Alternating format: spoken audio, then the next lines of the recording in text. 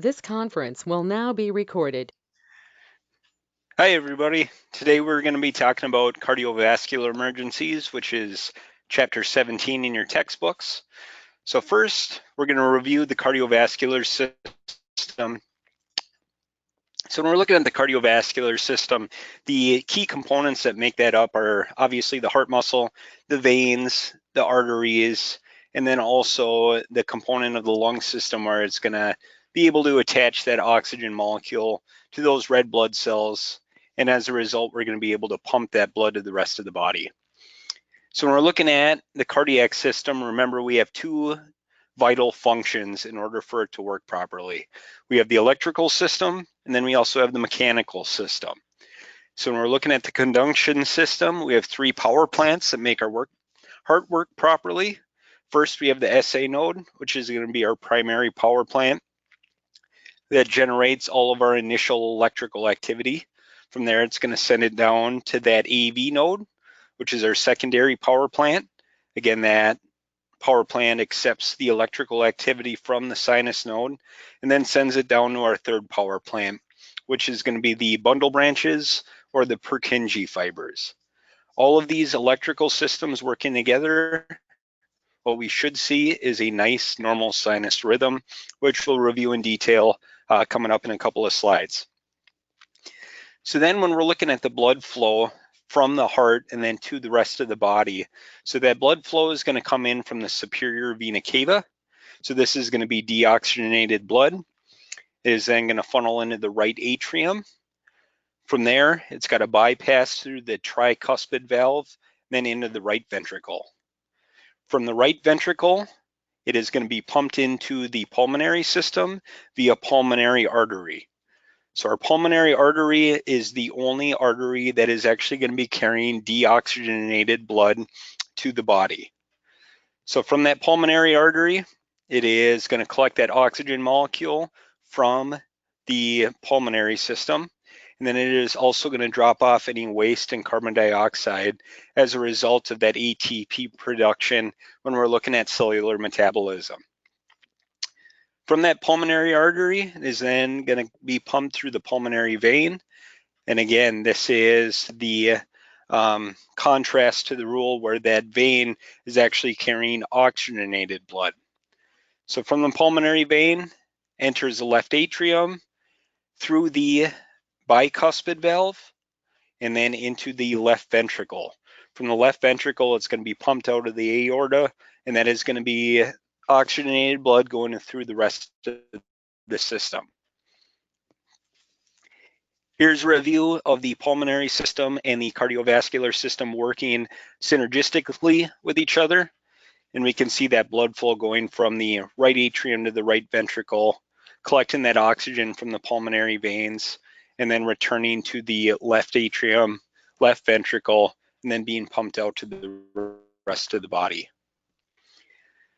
Here we can see all of the major arteries and arterioles that feed that oxygenated blood to the rest of the body. So we can see those large arteries and then kind of coincide this with where we actually check those pulses. So we can see the brachial, the femoral, the carotid, the radial, and then also the pedal. So those portions of the arteries are closest to the skin, and that's why we can palpate that artery closely. Now, when we start talking about environmental emergencies and trying to either cool down the body or warm up the body, that's where we're going to be putting our ice packs or our hot packs, because again, those blood vessels are so close to the body that we can cool down or warm up that blood that's circulating through the system. So the arteries, again, they are carrying that oxygenated blood to the rest of the body. Well, now that deoxygenated blood has got to get back to the heart so it can drop off that waste material, and then also where it can pick up more oxygenated blood. So this is the venous system. So we have all of those major veins, and again, they are bringing that blood back to the heart in order to collect that oxygenated blood.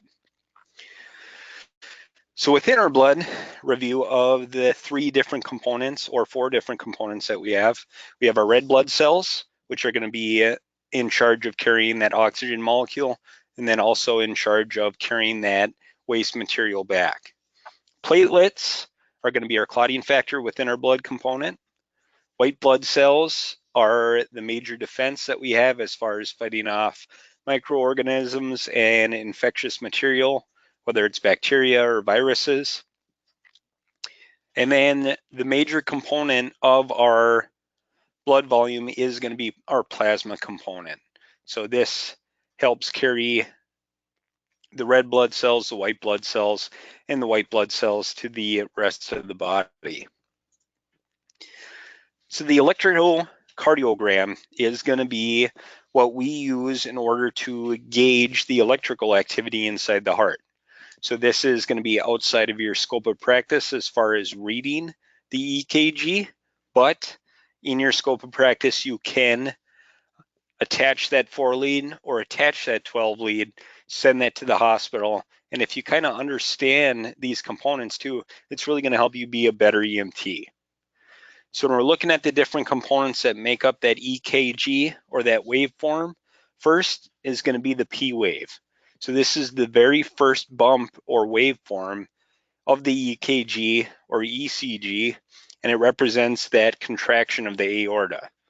So when we see that P wave, that means that that electricity is starting from that sinus node, which is a great indication that we're perfusing properly.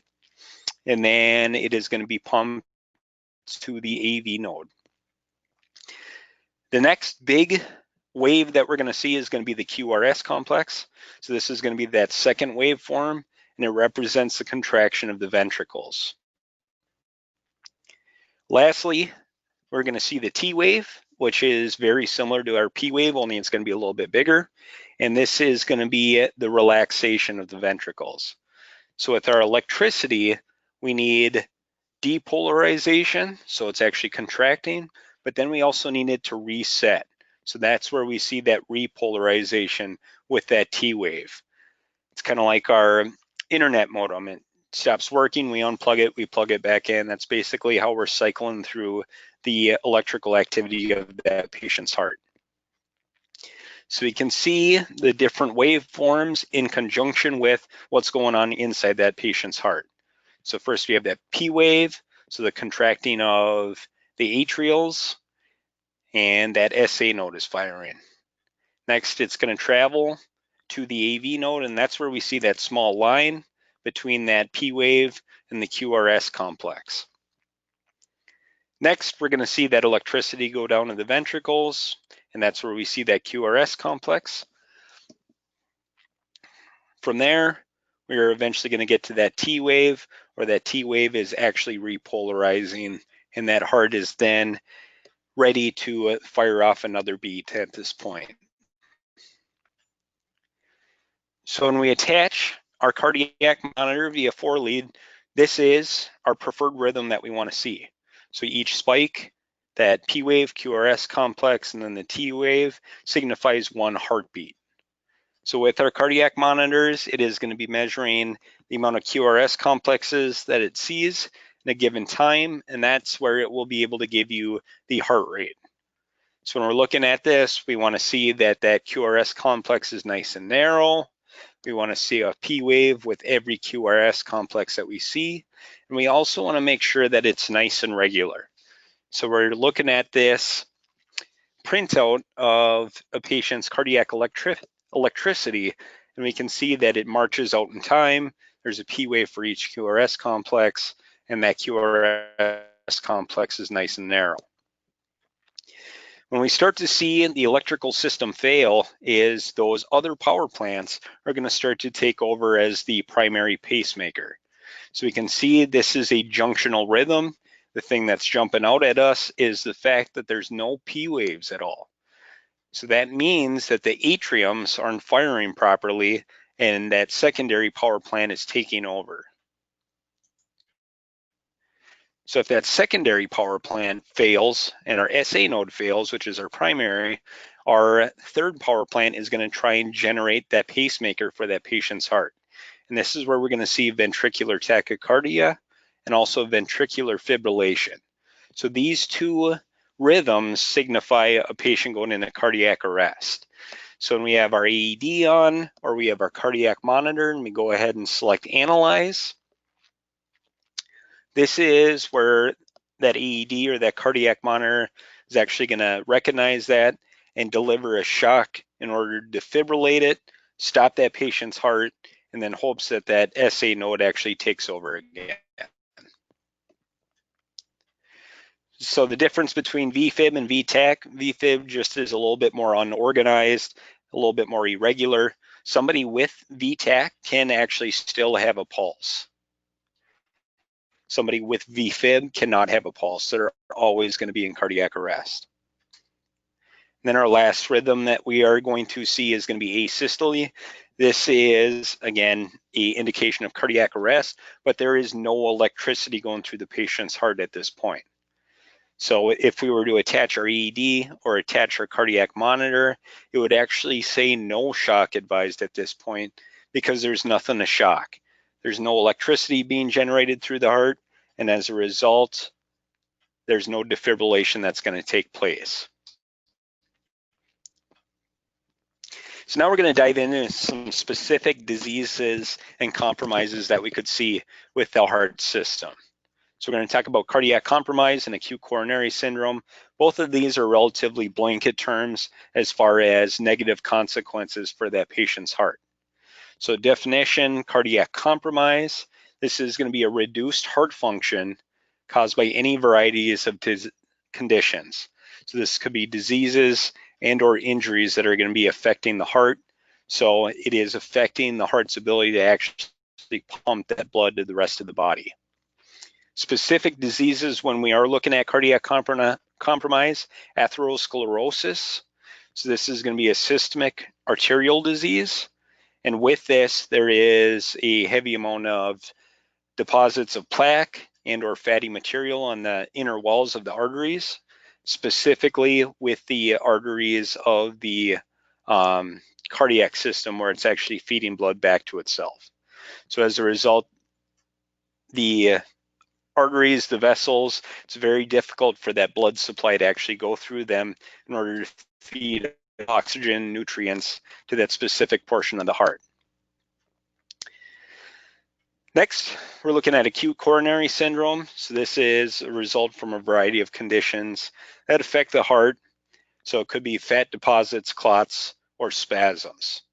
So when we're looking at this word and we're breaking it down, remember acute is short acting compared to chronic, which is going to be long acting or over a long period of time.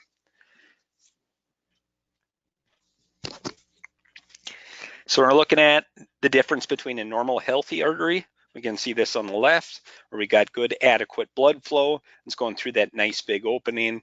And as a result, we're getting everything that we need to the different portions of the body or the different portions of the heart. Now, if we look at somebody who's affected by atherosclerosis, we can see that plaque deposit buildup there.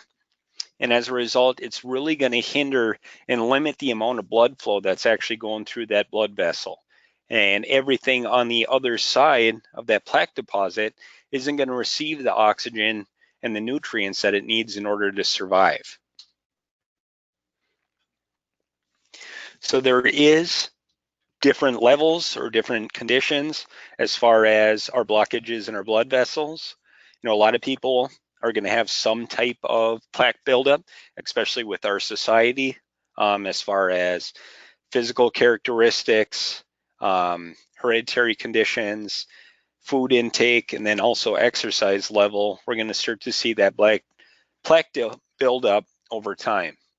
Where we start to see some significant injuries is when we get beyond that 10% mark. So we can see the significant and the complete blockages, and that heart muscle is not getting the amount of oxygen and blood supply that it truly needs in order to survive properly.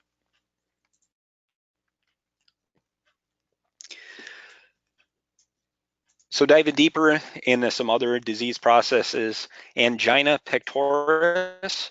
This is an acute coronary syndrome, and what it stands for is a pain in the chest.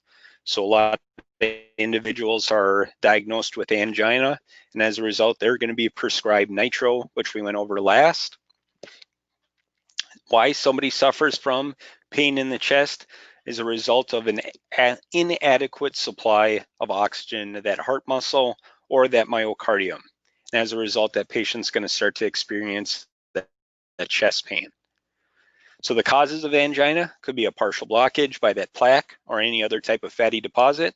And usually somebody's going to start to suffer from angina when they're doing some physical exertion, whether it's exercise or chores, but they are increasing their work level. And as a result, their heart needs more oxygen at this point, but it's not able to actually get that based on that blockage inside. So when we are doing our patient assessment, what we could find is a steady discomfort. So that patient can describe it as chest pain or chest discomfort or tightness in the chest. Patient could also be cool and clammy, nausea and vomiting as a result of that blood supply being differentiated from the GI system. And that patient's pain could also radiate to different portions of the body, whether it's jaw or shoulder, back, and then some females also experience abdominal pain as well. So with our treatments, what we're going to provide, always ABCs. We're going to heart this in the entire class. So airway, breathing, circulation, and then we can start looking at some additional treatments.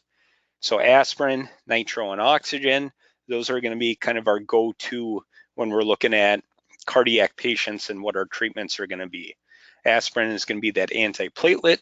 Nitro is going to be our vasodilator, and then that increase in oxygen is really going to help with that patient's chest pain as well. So there we can see the different types of angina. You could see it broadly termed as either stable or unstable. So when we have a stable plaque, it is attached to that arterial wall. Unstable plaque could be a free-forming clot, which will then attach and it will create even more severe signs and symptoms. So from there, we're looking at acute myocardial infarction. So this is going to be when the heart muscle is actually dying because of a lack of oxygen. In comparison, when we're looking at angina, that's from injury. This is going to be death. The pathophysiology behind a acute myocardial infarction is going to be from the coronary arteries, whether a disease, spasm, or blockage, and it's going to be a complete blockage. And as a result, there's going to be no oxygen delivery, and that is going to begin to kill that heart muscle. Our assessment findings are going to be very similar to that of our angina. So we can see chest discomfort, difficulty breathing, weakness, nausea and vomiting, lightheadedness. You could also see diaphoretic skin as well. So our role as EMTs isn't going to be trying to differentiate whether this patient has angina or an acute myocardial infarction. We're going to treat these two as the same, and we're always going to err on the side of caution, thinking that it is an acute myocardial infarction. Once advanced life support shows up, they're going to go ahead and perform that 12 lead if it's not in our protocols, and then they're going to be able to kind of diagnose that on scene, whether that patient's actually suffering from an MI. Now, it doesn't always show up on a 12 lead or on the cardiac monitor, but it does give us a rough idea. So this is what we're looking at when we attach that patient's 12 lead to them and we're looking at that different electrical rhythm. So that ST segment, again, is going to be how that electricity is actually flowing through the ventricles. And when it's elevated, like we see on the right, that's an indication that there's a severe blockage in a portion of the heart muscle from one of those coronary arteries. Next, we have aortic aneurysms or dissection. So in the aortic aneurysm is going to be a weakened section of that aortic wall, usually resulting from that atherosclerosis, and it's going to balloon outward. And as a result, it's difficult for that blood vessel to actually pass that blood. And if it get so large, then we could actually see a complete dissection. So with an aortic dissection, that's going to be a tear in that inner lining of the aorta. Signs and symptoms that we could see with something like this is severe abdominal or back pain. Oftentimes they're going to complain of a rapid onset of this pain, and it's going to be severe tearing pain. We're going to see cool and diaphoretic skin because this patient is going into shock at this point if it is a complete dissection, because we're losing that blood supply to the rest of the body.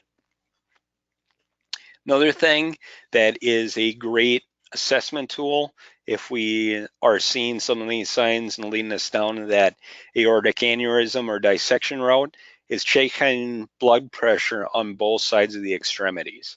If we see a substantial difference between the two, then that's another indication that this could be an aortic aneurysm or an aortic dissection.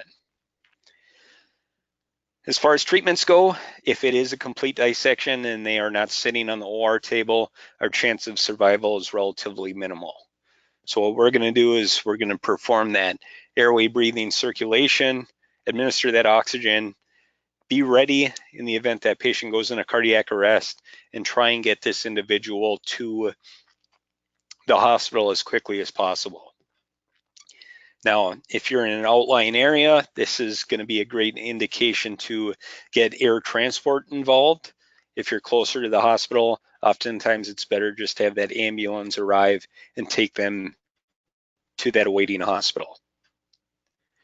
So this is where we can see the difference between our normal aorta and then the ballooning with that aorta. So some of the things that cause this is nicotine use, heavy smoking, and then also lifestyle habits as well.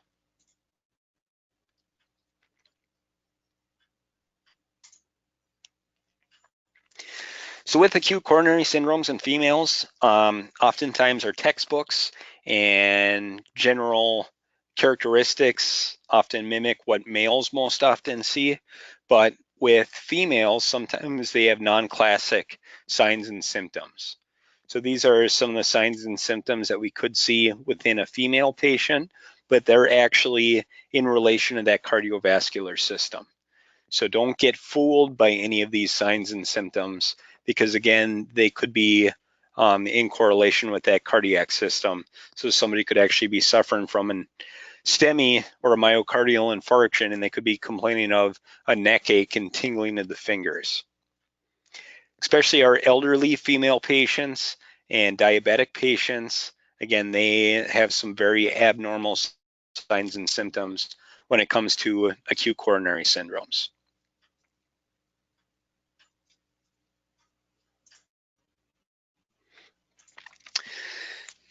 Patients who experience heart failure, this is going to be when the heart no longer has the ability to adequately eject blood from the ventricles. So it is failing at this point. So somebody could have left ventricle heart failure or right ventricle heart failure. The pathophysiology behind this is a failure of either the ventricles, and as a result, that blood supply is not adequately being pumped. Now remember when we talked about pathophysiology, talked about the preload and the afterload of the heart, where we're still having an adequate amount of preload coming into the heart, but that afterload is significantly compromised because we're not able to actually eject that blood volume out to the rest of the body. Some signs and symptoms associated with CHF or congestive heart failure: see shortness of breath, especially if that blood supply is starting to fall back into the lung systems. You can see tachycardia, and this is going to be a compromise or a compensation for that, because that heart's going to start to actually pump faster to try and get adequate blood flow to the rest of the body. You could also see difficulty breathing, specifically in that supine position, because again, that blood flow is going back to the heart. See anxiety, fast breathing, and then edema, JVD, and also crackles and possible rales. Now, as far as our care, ABCs, we could consider nitroglycerin. at this point if it's in your protocols, because that's going to be a vasodilator and it's going to help a little bit. And then also CPAP. So CPAP, which we talked about in the airway stuff, this is actually going to help push that blood volume through the lung system if it is beginning to back up into the lungs. So here we can see the difference between that nice healthy heart compared to the congested heart. And so we lost a lot of muscle mass within those ventricles. And as a result, they're not strong enough to actually pump that blood to the rest of the body. Next, we're going to talk about hypertensive emergencies. So a hypertensive emergency is going to be an accelerated hypertension episode in which the systolic blood pressure is greater than 160 or a diastolic blood pressure is greater than 94. So the pathophysiology behind this is primary hypertension with no specific cause or secondary hypertension from some underlying disease process or cause. Our assessment findings that we're going to see: strong bounding pulse. Most of the time our skin is going to be warm, dry, could also be moist. Patient could be complaining of headache or ringing in the ears or pressure behind the eyes. Could also see chest pain and seizures depending on how high that patient's blood pressure is. So our care for EMTs, ABCs, could provide oxygen administration. We'll titrate this to effect. And then nitro, if it's in our protocols, we could administer that because, again, that's going to be a vasodilator. And as a result, it's going to drop that blood pressure a little bit. So a lot of different things can actually cause that hypertensive emergency. So just because you found that assessment finding and it's mimicking or leading you down that route as far as this is what's causing it, do your best assessment to and try and figure out why exactly that blood pressure is elevated at that point.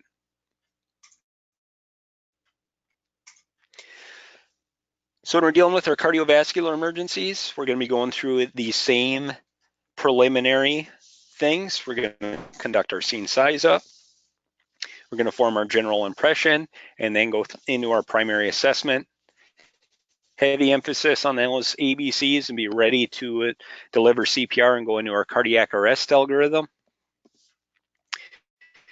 When we're diving into our secondary onset assessment, really dive deep into our OPQRST mnemonic, because this is really going to divide that picture up nicely for us as far as how that cardiac symptom actually started and where it's leading us. So a review of our nitro, a couple of different medication names for our nitro. We're going to use this for chest pain. This could be either online or offline medical direction. Or contraindications, it's going to be hypotensive, usually less than 90. Heart rate greater than 100 or less than 50, depending on what our protocols, and then a couple other things such as erectile dysfunction medications. This is either going to come in a form of a tablet or a spray, and it's going to be 0.4 milligrams every 3 to 5 minutes, depending on our patients. When we do deliver that nitro, we want to go through our assessment again. What's your pain level at now? Rechecking that heart rate, rechecking that blood pressure. Then we can also give aspirin. So aspirin is going to be that antiplatelet. We're going to be utilizing this for patient with chest pain, which is leading us down into that cardiovascular route. Contraindications, when we have a known allergy or if the patient actually has stroke-like symptoms. This is going to come in a tablet form, 4 tablets, chewable aspirin, and our dosage is going to be 324 milligrams, which are 81 milligram tablets.